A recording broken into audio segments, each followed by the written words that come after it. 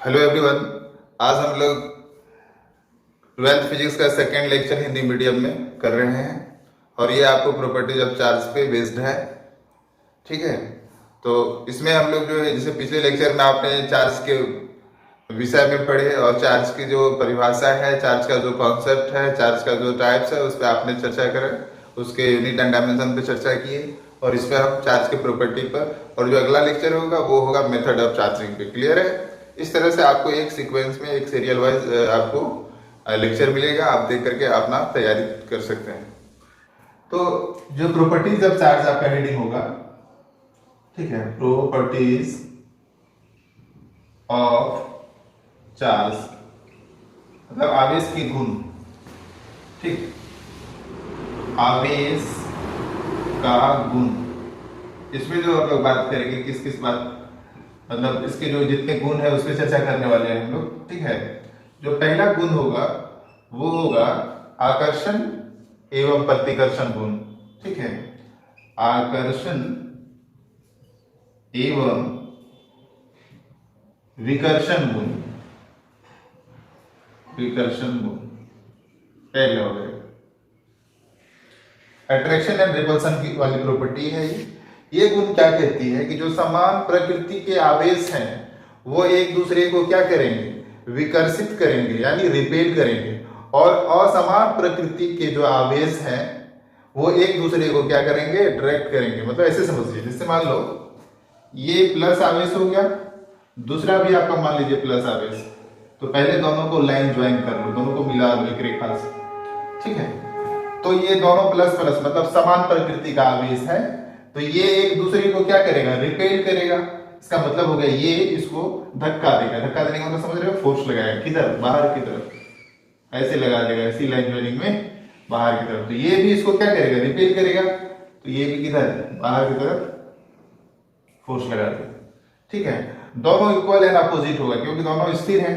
अपने न्यूटन के third law पढ़े हैं तो दोनों एक दूसरे पे इक्वल एंड अपोजिट फोर्स लगाएगा। ये हम लोग कूलम्ब्स लॉ में पढ़ेंगे। क्लियर है? इसी तरह से यदि दोनों माइनस माइनस ले लिए, मान लो इधर भी माइनस ही है, दो माइनस वाले चार्ज बॉडी ले, ये भी एक दूसरे को क्या करेगा, रिपेल करेगा क्योंकि दोनों समान प्रकृति के, ये भी माइनस है तो ये भी माइनस है, तो एक दूसरे को क्या करेगा, रिपेल कर देगा। क्लियर हो रही है? इक्वल एंड अपोजिट फोर्स लगा देगा। इसी तरीके से यदि अब हम लोग समान प्रकृति के लिए और समान प्रकृति के लिए लेते हैं, तो असमान प्रकृति का जो आपका आवेश है, ठीक है, वो असमान प्रकृति के आवेश जो है एक दूसरे को क्या करेगा, जैसे ये प्लस है ये माइनस है, असमान हो गया कि नहीं हुआ? असमान प्रकृति वाले आवेश एक दूसरे को क्या करेंगे, ट्रैक करेंगे। तो ये इसको अपने तरफ खींचेगा तो ऐसे फोर्स लगाएगा, और ये भी इसको अपने तरफ खींचेगा, कैसे फोर्स लगाएगा, जैसे। ठीक है, तो दोनों का फोर्स क्या हो जाएगा, इक्वल है अपोजिट हो जाएगा। ये था आपका आकर्षण एवं विकर्षण वाली गुण।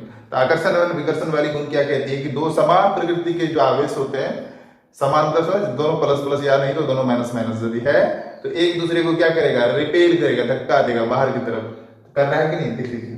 ठीक है, और असमान प्रकृति के जो आवेश होंगे वो एक दूसरे को क्या करेंगे, अट्रैक्ट मतलब अपनी तरफ खींचने का काम करेंगे। जैसे ये इसको अपनी तरफ खींच रहा है तो ये भी इसको अपनी तरफ खींच रहा है। ठीक है, इस तरह से सभी एक दूसरे पर इक्वल फोर्स लगाते हैं। क्लियर? कोई दिक्कत वाली बात? ठीक, ये था आपका आकर्षण एवं विकर्षण गुण। अब हम लोग आते हैं अगला प्रॉपर्टी।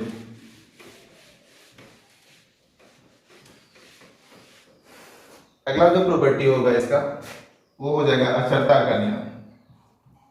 अचरता का नियम। अचरता का नियम क्या कहना चाहता है? ये कहना चाहता है कि जो आवेश का परिमाण है, जो आवेश का परिमाण है वो आवेश की गति पर, वेग पर निर्भर, चाल पर निर्भर नहीं करती है। जैसे मान लीजिए, ऐसे समझिए इसको, जैसे एक चार्ज बॉडी है, मान लो ये चार्ज बॉडी है, इस पे चार्ज Q बराबर 10 कूलम। कितना कूलम? 10 कूलम। अभी ये किसमें है? अभी मान लीजिए ये रेस्ट में है, लेकिन यदि यही चार्ज बॉडी मोशन में आ जाए, मान लो अभी 10 मीटर पर सेकेंड से चलने लगा, तो अभी भी इस पे चार्ज कितना होगा? 10 कूलम ही होगा।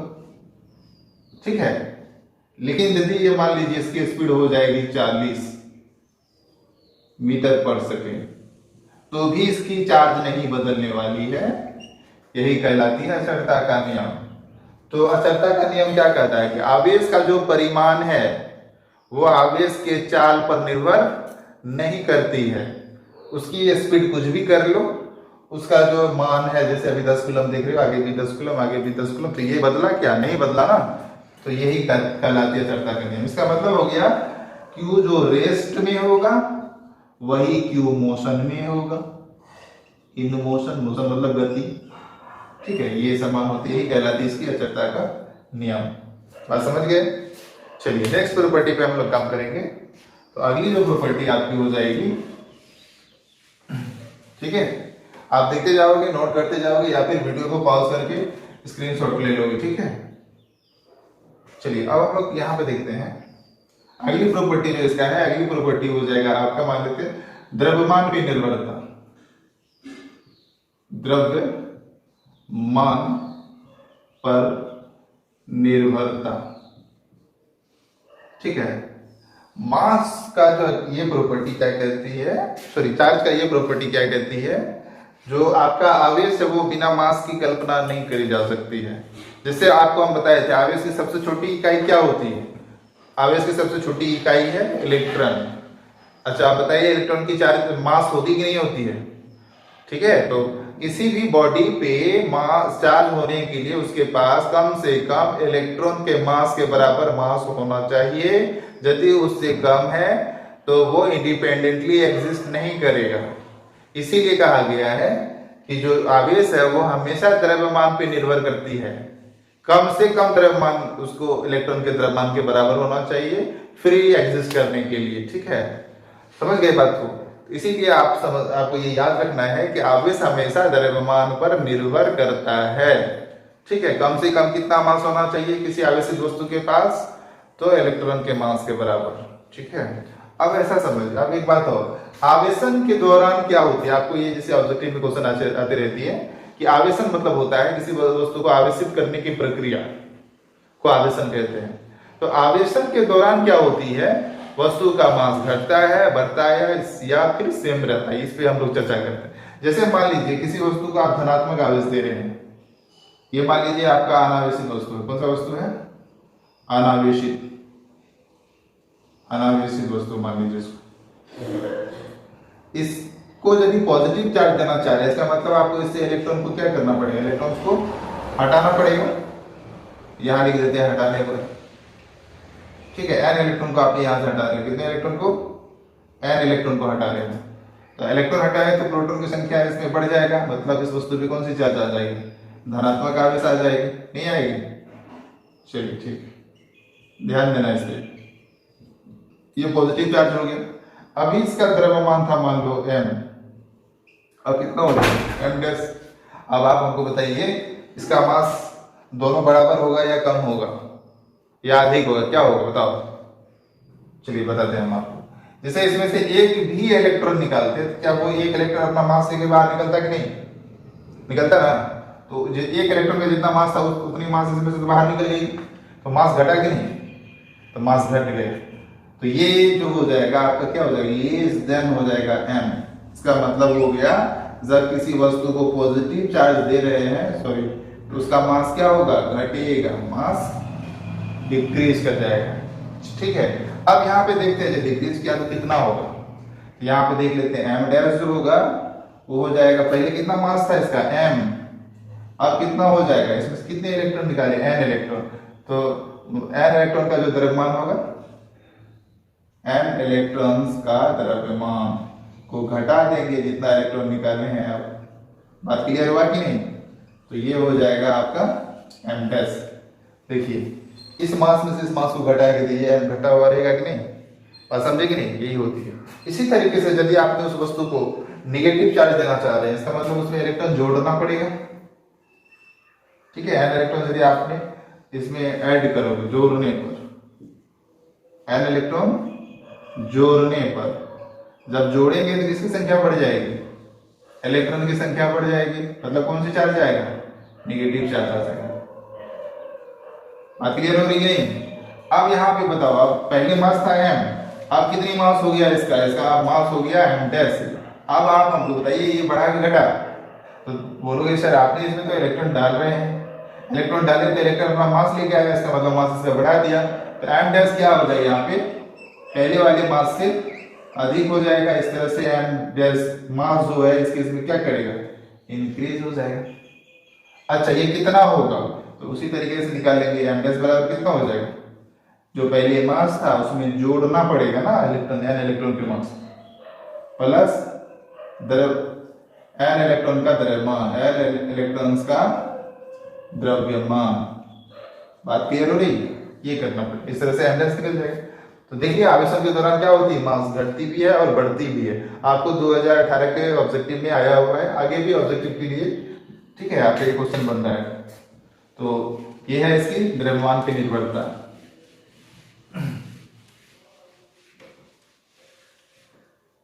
ठीक है, अब आगे आपको एक और प्रॉपर्टी आती है, वो होती है योगात्मकता, आवेश की योगात्मकता। तो चौथी नंबर है शायद, तो हम लोग बात करते हैं आवेश की योगात्मकता। ठीक है, एडिटिविटी ऑफ चार्ज, इसी को बोलते हैं हम लोग, क्या बोलेंगे, एडिटिविटी ऑफ चार्ज। चलिए ठीक, तो एडिटिविटी ऑफ चार्ज क्या कहती है, आपको हम बताए थे कि आवेश जो होती है वो अदिश राशि होती है। ठीक है, अदिश राशि होने के कारण इसका जो ऑटोमेटिक ऑपरेशन होगा, ठीक है, वो क्या हो जाएगा, सिंपल अलजेब्रा मेथड से होगा। ऐसा क्या कर रहे हैं, तो मान लीजिए हैं किसी, ये एक निकाय है, एक सिस्टम है, मान लीजिए यह एक सिस्टम है, इसको हिंदी में हम लोग निकाय बोलेंगे।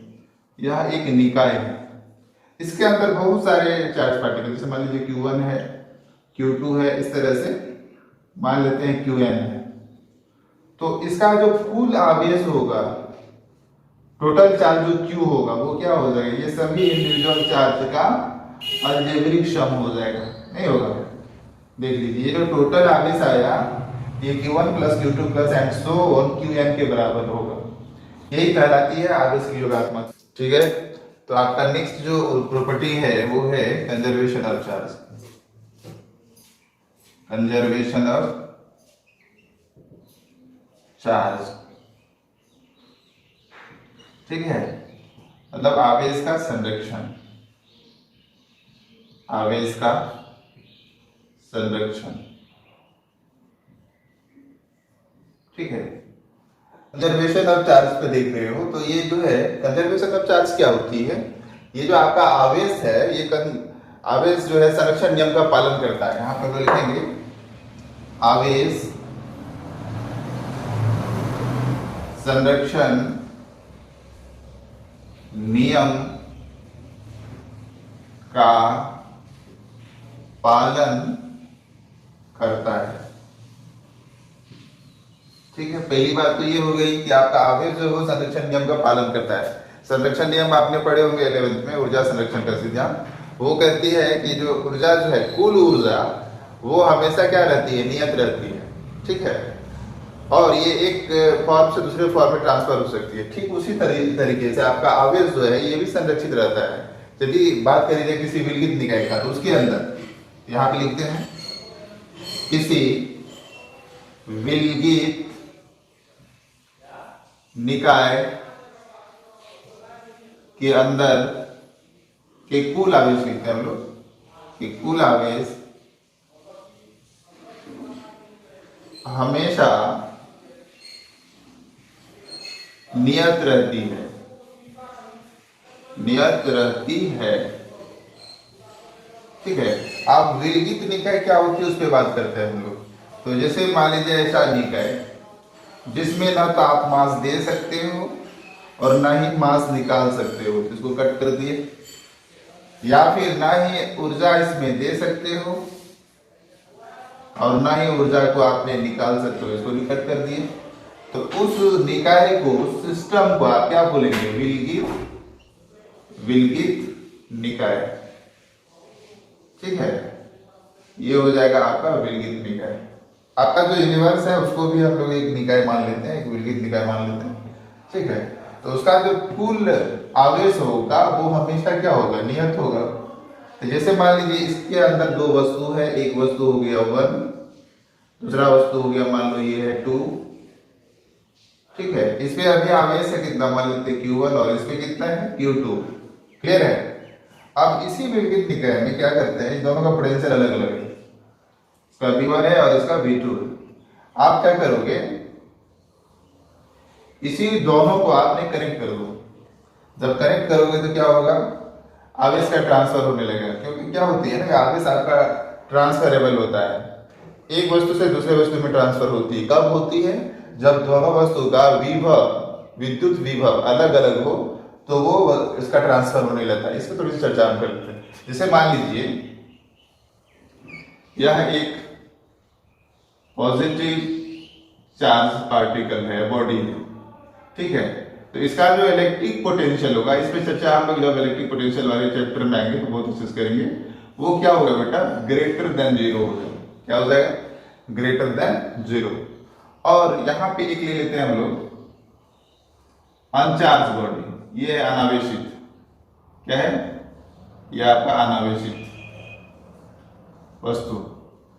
तो अनावेशित वस्तु का जो है, इस पे तो चार्ज है ही नहीं, इसका जो इलेक्ट्रिक पोटेंशियल होगा अभी वो क्या हो जाएगा, जीरो। अब बताओ ये दोनों में कौन बड़ा है, ये हो गया ना। इसका मतलब है यदि दोनों को एक कनेक्टिंग वायर से कनेक्ट करोगे तो प्लस चार्ज किधर से किधर जाएगा, इधर से उधर। और इस तरह से सेपरेट करोगे तो ये भी बॉडी चार्ज हो जाएगी। इस पर चर्चा आप मेथड ऑफ चार्जिंग में करेंगे। तो आवेश जो होता है आपका ट्रांसफरेबल होता है। यदि पॉजिटिव चार्ज की बात करी जाए तो ये हाई पोटेंशियल, ये होगा आपका उच्च विभव। कौन सा विभव हो गया, उच्च विभव। और ये हो गया आपका निम्न विभव, ठीक, निम्न विभव। तो आपका जो आवेश है उच्च विभव से निम्न विभव वाले वस्तु में ट्रांसफर होती है, और ये तब तक होती रहती है जब तक दोनों का पोटेंशियल सेम नहीं हो जाए। जब दोनों का पोटेंशियल सेम हो जाएगा, आवेश का फ्लो रुक जाएगा। क्लियर है। इसी तरीके से यदि आपका मान लीजिए कोई निगेटिव चार्ज बॉडी, मान लेते हैं कोई निगेटिव चार्ज बॉडी है, तो निगेटिव चार्ज बॉडी का मतलब जो आपका इलेक्ट्रिक पोटेंशियल होता है वो लेस देन जीरो होता है, क्योंकि माइनस के कारण ऐसा होता है। तो आप संख्या रेखा पढ़े होगे, संख्या रेखा आपने ऐसे खींचते होगे, यहाँ जीरो, इधर नेगेटिव है कि नहीं, और इधर पॉजिटिव, ये सब पढ़े हो। तो जीरो से कम होगा, माइनस है तो फिर यहाँ पे एक अनावेशित वस्तु ले लीजिए। ये फिर से आपने एक अनावेशित वस्तु ले ली हो, तो आप बताओ, आप अनावेशित वस्तु का जो इलेक्ट्रिक पोटेंशियल होगा कितना होगा, जीरो नहीं होगा। अब आप बताइए ये बड़ा कि ये बड़ा, तो निगेटिव से जीरो बड़ा होता है, इसीलिए ये हो जाएगा उच्च विभव, ठीक है, और ये हो जाएगा आपका निम्न विभव। क्लियर है। तब यदि दोनों बॉडी को हम लोग किसी वायर से कनेक्ट करेंगे तो इसका क्या कॉन्सेप्ट है कि निगेटिव चार्ज जो है निम्न विभव से उच्च विभव वाले वस्तु में ट्रांसफर हो जाती है। तो ये जो आपका निगेटिव चार्ज है, ये ट्रांसफर इधर हो जाएगा, इस तरह से इस बॉडी पे भी निगेटिव चार्ज आ जाएगा। ठीक है। तो आप कुल मिला के एक बात और समझ लीजिए कि आवेश आपका ट्रांसफरेबल होता है, एक वस्तु से दूसरे वस्तु पे ट्रांसफर होते रहता है। यदि प्लस चार्ज है तो उच्च विभव से निम्न विभव की तरफ ट्रांसफर होगा, और माइनस चार्ज है तो निम्न विभव से उच्च विभव की तरफ ट्रांसफर होगा। ये तब तक होते रहेगा जब तक दोनों का विभव सेम नहीं हो जाए। जब विभव सेम हो जाएगा तो ट्रांसफर नहीं होगा। क्लियर है। अब हम लोग फिर से आ जाते हैं यहाँ पे। जैसे मान लीजिए दोनों का विभव अलग अलग है, ठीक है, ये विलगित निकाय सेम है, उसी निकाय को हम लोग इधर ले रहे हैं। तो ये जो पहला वस्तु है इसको आपने क्या किया, दूसरे वस्तु से कनेक्ट कर दिए, ठीक है। अब इस पे जो चार्ज होगा वो रहेगा जो पहले था, नहीं कुछ चार्ज ट्रांसफर हो जाएगा, इधर उधर हो जाएगा। तो इस पे चार्ज हो जाएगा बेटा Q1 डैश, और इस पे चार्ज हो जाएगा Q2 डैश, है कि नहीं। ये 1 है और ये 2 है। अभी बताइए टोटल इनिशियल चार्ज कितना होगा, इस पे Q1 प्लस Q2 होगा कि नहीं, और इस पे टोटल ये इस पे जो आपकी यदि दोनों को जोड़ दिए थे इसको फाइनल टोटल फाइनल चार्ज बोलेंगे, कितना हो जाएगा Q1 dash plus Q2 dash. Clear है कि नहीं। अब देखिए आवेश का संरक्षण, आपने अभी देखे कि आवेश संरक्षण नियम का पालन करता है। किसी विलगित निकाय के अंदर कुल आवेश हमेशा नियत रहता है, ठीक है। विलगित का जो है विलगित निकाय के कुल आवेश, ठीक है, इस दोनों का आवेश चेंज हो सकता है लेकिन इसका जो कुल आवेश होगा वो हमेशा एक समान होगा। तो संरक्षण नियम से यहाँ पे लिख देते हैं हम लोग, आवेश के संरक्षण नियम से। ये संरक्षण नियम क्या कहता है, कुल आवेश, इसका कुल आवेश क्या होगा, हमेशा समान होगा। इसका मतलब क्या होगा, Q इनिशियल बराबर Q फाइनल होगा कि नहीं। तो इस तरह से यदि आप देखेंगे तो आपको Q इनिशियल कितना है Q1 प्लस Q2 बराबर किसके हो जाए, Q फाइनल क्या है, Q1 dash plus Q2 dash के बराबर हो जाएगा। क्लियर है? इस तरह से आपने कंजर्वेशन ऑफ चार्ज को याद रखेंगे। ठीक है, ये होता है कंजर्वेशन ऑफ चार्ज। इस पे और कुछ मुख्य बातें भी हम लोग कर रहे हैं, थोड़ा सा आप उसको कॉपी करें, उसके बाद हम लोग आगे बढ़ेंगे। ये जो आपका कंजर्वेशन ऑफ चार्ज की जो बात हो रही है, आप इसका संरक्षण जो है ये सभी प्रकार के रिएक्शन के लिए भी संभव है। जैसे मान लीजिए केमिकल रिएक्शन होता है या फिर न्यूक्लियर रिएक्शन होता है, ये सभी प्रकार के रिएक्शन के लिए भी क्या है, ये आपका संभव है। जैसे मान लीजिए एक छोटा सा रिएक्शन हम लोग समझते हैं, उसमें कुछ बातें कंजर्वेशन पे करेंगे हम लोग। जैसे मान लीजिए एक सोडियम आयन ले लेते हैं प्लस एक क्लोरीन आयन ले लेते हैं और दोनों को मिलाकर के आप क्या बना लेते हैं, एक साल्ट बना लेते हैं, NaCl, है कि नहीं। चलिए अब यहाँ पे हम लोग क्या करेंगे, एक टेबल बनाते हैं, उसके थ्रू देखते हैं। तो पहले देख लेते हैं कुल पॉजिटिव चार्ज यानी total positive charge, total positive charge, ठीक है, टोटल निगेटिव चार्ज, ठीक है, और नेक्स्ट हो जाएगा आपका टोटल चार्ज। यहां पे लिख देते हैं रिएक्शन, ये आगे का मतलब समझे, रिएक्शन से पहले, रिएक्शन से पहले और रिएक्शन के बाद। ठीक है, देखते हैं लोग यहां से। अब आप हमको बताइए टोटल पॉजिटिव चार्ज रिएक्शन से पहले कितना है, एक ही है, एक इलेक्ट्रॉन निकला है, मतलब प्लस ई हो जाएगा, होगा कि नहीं। अच्छा, रिएक्शन के बाद इधर कोई भी प्लस दिख रहा है, नहीं दिख रहा है, तो यहां पे क्या होगा, जीरो, ठीक ना। अब देखिए टोटल निगेटिव चार्ज रिएक्शन से पहले, जब रिएक्शन नहीं हुआ तो उससे पहले क्लोरीन भी निगेटिव है, कितना हो जाएगा, एक ही है, तो -1e। ई क्या है, एलिमेंट्री चार्ज, एक इलेक्ट्रॉन इसमें आया है तो अपना चार्ज लेके आएगा, तो -1e, ठीक है।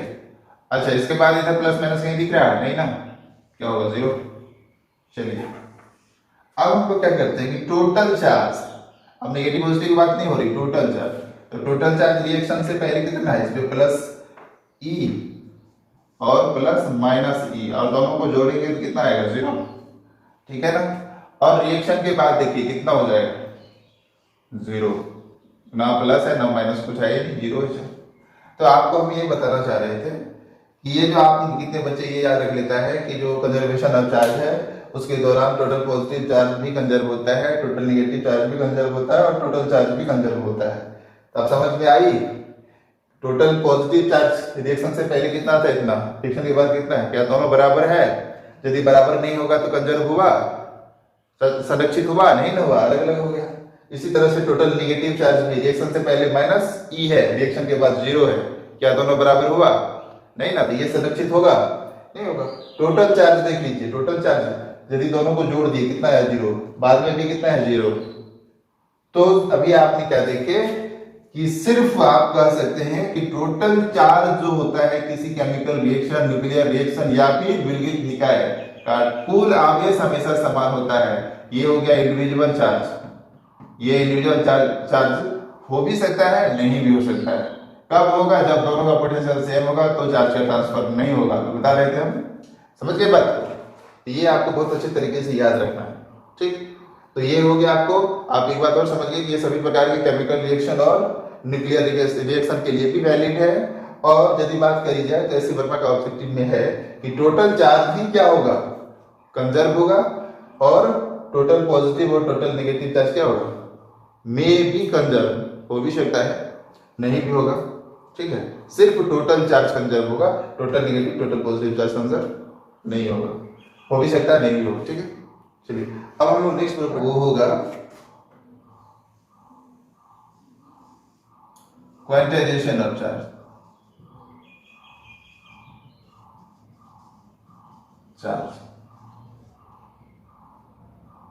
ठीक है, ये सब आते रहता है 2 नंबर में लिखने के लिए, कंजर्वेशन, क्वांटाइजेशन, जो प्रॉपर्टी लिखा रहे हैं सब प्रॉपर्टी को आप अपने कॉपी में नोट करके उसको याद रखने की कोशिश करेंगे। आवेश का क्वांटिमीकरण, क्वांटिमीकरण, करंट। ठीक है, तो आवेश जो आपकी होती है वो एक क्वांटमीकृत राशि होती है। आवेश क्वांटमी या क्वांटीकृत राशि है। क्वांटीकृत मतलब हो जाएगा ये क्वांटा ऑफ चार्ज का, क्वांटा ऑफ चार्ज पे मिलिकर ने कुछ रिसर्च करा था और उसने देखा कि किसी वस्तु पे कितना कितना चार्ज हो रहा है। उस पर उसने काफी एक्सपेरिमेंट किया और उसने प्राप्त किया कि जो किसी वस्तु पे जो आवेश होगा वो इलेक्ट्रॉन के आवेश के मान के इंटीग्रल मल्टीपल होगा, पूर्णांक गुणज होगा। ठीक है, तो यहां से एक बात मिलता है, किसी वस्तु पर उपस्थित आवेश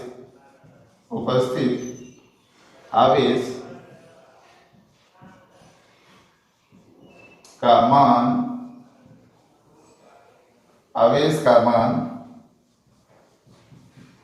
इलेक्ट्रॉन के आवेश के मान का पूर्णांक गुणज होता है। क्या होता है? पूर्णांक गुणज होता है। ठीक है, जैसे मान लेते हैं, आपको हम बताए थे कि किसी वस्तु से इलेक्ट्रॉन निकालेंगे तो वो पॉजिटिव चार्ज हो जाएगी, इलेक्ट्रॉन डालेंगे तो नेगेटिव चार्ज हो जाएगी। मान लेते हैं ये एक बॉडी है, अनावेशित वस्तु है, ये मान लेते हैं, या अनावेशित वस्तु है। इसमें क्या हो जाएगा, नंबर ऑफ इलेक्ट्रॉन जो है वो नंबर ऑफ प्रोटॉन के बराबर हो जाएगा। नेक्स्ट पॉइंट में क्या करते हैं, आप इससे इलेक्ट्रॉन निकालने की कोशिश करते हैं। n इलेक्ट्रॉन्स को आपने क्या कर रहे हो, हटाते हैं। ठीक है, हटाने पर ये जो बॉडी हो जाएगा, ये क्या हो जाएगा, यदि इलेक्ट्रॉन हटा रहे हैं तो इलेक्ट्रॉन की संख्या घट रही है, प्रोटॉन की संख्या बढ़ रही है। तो प्रोटॉन के बारे में बताया कि ये धनात्मक आवेश है, इस पे किसकी चार्ज आ जाएगी बॉडी पे। ठीक है, ये चार्ज आ जाएगा। और यहाँ पे आप देख लीजिए नंबर ऑफ इलेक्ट्रॉन जो होगा बेटा वो क्या हो जाएगा, कम हो जाएगा। किससे? नंबर ऑफ प्रोटॉन से, इसीलिए धनात्मक हुआ। ये सब ऑब्जेक्टिव के लिए आपको तैयार हो रहा है, देखते जाएंगे। अब यहाँ पे जो चार्ज होगा वो कितना हो जाएगा, कितना किस में आएगा, प्लस में। कितना इलेक्ट्रॉन निकाले, n e, n क्या है, निकाले गए इलेक्ट्रॉन है। n क्या है, ये है आपका निकाले गए इलेक्ट्रॉन। और ये किस में होगा, ये होगा आपका पूर्णांक होगा। क्या होगा, ये पूर्णांक होगा। समझ रहे हो बात को? पूर्णांक का मतलब समझते हैं? पूर्णांक मतलब 1 2 3 एंड सो ऑन हो जाएगा। समझ गए कि नहीं? ये यहाँ पे यदि आप इलेक्ट्रॉन निकाल रहे थे, इस तरह की सिचुएशन आई। ठीक है, इसी तरह से यदि आप किसी बॉडी में, मान लीजिए ये आपका अनावेशित वस्तु है, इस बॉडी में यदि आपने इलेक्ट्रॉन डाले, क्या डाले, इसमें आपने इलेक्ट्रॉन ऐड किए। कितने इलेक्ट्रॉन, मान लीजिए n इलेक्ट्रॉन्स को आपने क्या कर दिए, जोड़ दिए, जोड़ने पर। ठीक है, तो यदि n इलेक्ट्रॉन को आपने जोड़ दोगे तो इसमें इलेक्ट्रॉन की संख्या की वृद्धि हो जाएगी। इलेक्ट्रॉन तो नेगेटिव चार्ज है कि नहीं? इस वस्तु पे कौन सी चार्ज आ जाएगी, इस वस्तु पे आ जाएगा नेगेटिव चार्ज। क्लियर है कि नहीं? यदि नेगेटिव चार्ज आ जाएगा, यहाँ पे देखिए नंबर ऑफ इलेक्ट्रॉन जो होता है इस केस में अधिक हो जाता है नंबर ऑफ प्रोटॉन से, होता है कि नहीं? क्योंकि इलेक्ट्रॉन आपने ऐड कर रहे हो। क्लियर? अब यहाँ पे इसके चार्ज की चर्चा करेंगे, तो कौन सी नेचर का चार्ज है, तो पहले नेचर लिखिए माइनस, क्योंकि आपने ऐड कर रहे हो, ध्यान में रखना न्यूमेरिकल में भी यदि ऐड करोगे तो पहले से माइनस लगा दोगे। ठीक है, और कितने इलेक्ट्रॉन दे रहे हो, n e क्या है, इलेक्ट्रॉन के चार्ज का मान है ये। ठीक है, यहाँ पे n क्या है आपका, जोड़े गए इलेक्ट्रॉन। क्या है, n है आपका जोड़े गए इलेक्ट्रॉन्स। ठीक है, और यहाँ पे n फिर से आप देख लीजिए, ये क्या होना चाहिए, पूर्णांक। यही है ना क्वांटाइजेशन, यही कहते हैं ये पूर्णांक होना चाहिए। मतलब n कितना होना चाहिए, n होना चाहिए 1 2 3 एंड सो ऑन। ये क्या नहीं होना चाहिए, ये 1.2 या 2/5 ये सब नहीं होना चाहिए। ठीक है, वो पूर्णांक में होगा। इस तरह से ये दोनों इक्वेशन को यदि हम लोग एक साथ ले लेते हैं तो आपको क्या मिल जाएगा, यहाँ पे यदि हम लोग बात करें तो Q बराबर हो जाएगा प्लस माइनस एन ई। यही है आपका क्वांटाइजेशन का फॉर्मूला। और इस पे न्यूमेरिकल, बहुत सारे न्यूमेरिकल तैयार होगा। तो एक लेक्चर हम लोग न्यूमेरिकल करेंगे, इसी प्रॉपर्टी सब पे बेस्ड रहेगा। ठीक है, अब इसको कॉपी कर लीजिए, यही है आपका क्वांटाइजेशन। नेक्स्ट बात है, अब हम लोग अगले लेक्चर में करेंगे मेथड ऑफ चार्जिंग में। ठीक है, उसके बाद आपका न्यूमेरिकल आ जाएगा, न्यूमेरिकल भी देखेंगे, फिर आपको एक ऑब्जेक्टिव का भी लेक्चर हम देंगे, वो भी आप उसको सारे आप एक सीरियल वाइज में आप अपनी तैयारी करते रहोगे। ठीक है, चलिए इसको कॉपी कर लीजिए, आपका लेक्चर लंबा हो रहा है, इतना ही खत्म करने वाले हैं। ठीक।